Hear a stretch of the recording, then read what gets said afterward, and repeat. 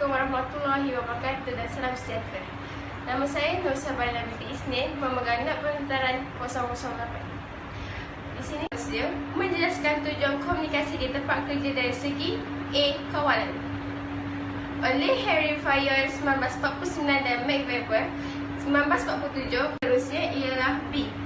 Motivasi. Motivasi adalah sesuatu yang menggerak dan mengarah tuju seseorang dalam tindakan-tindakannya, sama ada secara negatif atau positif bagi mencapai sesuatu matlamat. Motivasi adalah sesuatu bentuk dorongan minda dan hati yang menjadi penggerak utama seseorang, sesebuah keluarga atau organisasi untuk mencapai apa jua yang diinginkan. Terusnya ialah menerangkan saluran komunikasi formal. Komunikasi ke bawah berlaku dari pihak atasan dan menurun hierarki mengarah ke bawah kepada para pekerja. Jenis-jenis komunikasi ke bawah. Arahan kerja memberikan data-data yang diperlukan oleh pekerja untuk menjalankan kerja. Alasan kerja membantu pekerja memahami peranan dalam organisasi. Maklum balas pencapaian untuk memupuk kemajuan kerjaya para pekerja.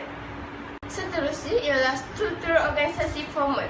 Ini adalah contoh organisasi formal. Ada pengurus besar di bahagian atas dan di bawah dia adalah pengurus kewangan dan pengurus operasi. Di bawah pengurus kewangan dan pengurus operasi terdapat pengurus-pengurus bawahan seperti pengurus logistik, pengurus pemasaran, pengurus pentadbiran dan pengurus kerani akaun. Dan di bawah empat tadi terdapat staf-staf lain seperti jurujual, operator pengeluaran dan kerani pentadbiran. Terusnya, definisi organisasi. Satu unit sosial yang terdiri daripada manusia yang bekerjasama bagi mencapai matlamat individu, kumpulan dan organisasi. Satu penyelesaian rasional aktiviti manusia untuk mencipta matlamat. Satu bentuk rajah grafik yang menunjukkan struktur susunan organisasi selaras dengan bidang kuasa, tugas dan tanggungjawab. Satu organisasi bertujuan memamerkan sebuah organisasi ditakbirkan. Seterusnya, perbaiki kecekapan mengurus melalui struktur dan kawalan. Arahan dan laporan pembahagian tenaga buruh, kuasa barisan rantaian dan arahan. Rantaian arahan adalah struktur komunikasi dalam sesuatu organisasi dan dijelaskan dalam melalui catatan organisasi. Organisasi tinggi menghadap limpahan maklumat. Salam sejahtera. Nama saya Azunisa binti Azman, memegang nombor kad matrik 019. Ini adalah kaedah-kaedah komunikasi ke bawah.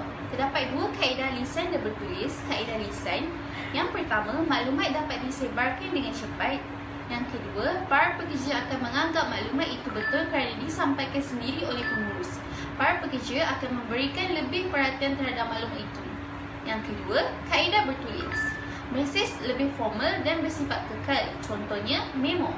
Kelemahan kaedah ini, pekerja menganggap ianya tidak penting. Seterusnya, komunikasi ke atas. Part dari pekerja di peringkat bawahan kepada pihak atasan. Tujuan komunikasi ke atas adalah memberikan maklum balas tentang sikap dan perasaan pekerja kepada pihak pengurusan. Memberikan cadangan untuk memperbaiki prosedur-prosedur dan idea-idea baru. Memberikan maklum balas mengenai keberkesanan komunikasi ke bawah. Memberikan maklumat mengenai pengeluaran dan pencapaian matlamat. C pula, komunikasi mendata merupakan komunikasi antara individu-individu yang berada dalam hierarki yang sama dalam organisasi. Tujuan komunikasi mendata sebagai kaedah asas untuk menyelaraskan usaha antara unit-unit dan jabatan-jabatan yang saling bergantung untuk membina sistem sokongan sosial dalam organisasi dan menyuburkan rasa memiliki. Yang keempat pula, menerangkan rangkaian komunikasi formal. A. Rangkaian rantai. Penyampaian maklumat adalah sederhana. Ketetapan maklumat paling tinggi tidak mewujudkan pemimpin. Ini adalah contoh rangkaian rantai. Seterusnya B. Rangkaian roda. Komunikasi lebih cepat dan tepat mewujudkan seorang pemimpin. Idea dan maklumat kurang diperolehi. Ini juga adalah rangkaian roda. C. Semua rangkaian cepat tetapi ketetapan maklumat adalah kurang. Ketiadaan pemimpin mengherutkan penyampaian maklumat. Ini adalah rangkaian semua saluran. Assalamualaikum. Nama saya Andriana binti Rohanzai. Nombor kad matrik saya B014 SPP 19F014. Hari ini saya nak bentangkan tentang asas komunikasi perniagaan. Okey, saya ingin menceritakan tentang part nombor 5. Nombor 5. Menerangkan struktur organisasi tidak formal. Nombor 1. Pengertian tidak formal. Contohnya, organisasi informal adalah kumpulan dari 2 orang atau lebih yang terlibat pada suatu aktiviti serta tujuan bersama yang tidak disedari. Contohnya, ibu-ibu sekampung belajar bersama-sama anak dan lain-lain. Nombor 2 pula, penyebab munculnya organisasi tidak formal. Pada dasarnya, semua individu memiliki keperluan untuk mendapat kepuasan dengan orang-orang di lingkungannya. Atau dengan kata lain, manusia tidak pernah puas. Jika dalam organisasi formal keperluan tersebut dapat dipenuhi, maka ia akan mencari sumber lain untuk memenuhi keperluannya. Sifat-sifat organisasi tidak formal. Nombor 1, hubungan yang terjadi secara spontan dan tidak terorganisasi. Nombor 2, kepimpinan ada di antara 2 pilihan antara formal dan tidak formal. Nombor 3, tidak tertutup pada pengendalian seperti pada organisasi formal. Seterusnya, organisasi primer. Nombor 1, menuntut perlibatan yang secara lengkap, peribadi dan emosional seluruh anggotanya. Nombor 2, berlandaskan ekspresi yang setimpal bukan pada kewajipan yang dirumuskan dengan teks. Contohnya, keluarga. Nombor 1, pembahagian organisasi tidak formal menurut teks. Kedua, organisasi sekunder mengeratkan lagi hubungan. Contohnya, intelektual, rasional, kontraktual. Dan seterusnya, ini adalah kelebihan organisasi tidak formal.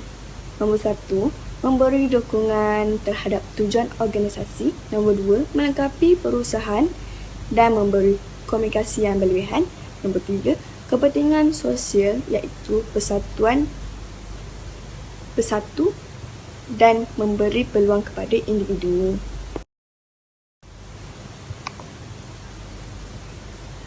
Akhir sekali, kekurangan organisasi tidak formal. Kabar angin yang lain tidak sama boleh mengakibatkan hal yang negatif. Akibat yang paling pantas adalah bukan organisasi. Nombor 2, daya tahan terhadap perubahan dan jika organisasi tidak formal akan berubah.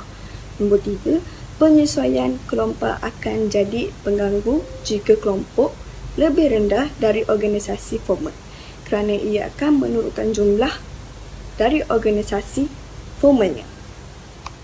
Assalamualaikum dan selamat sejahtera. Nama saya Alia Nurhayani binti Afandi.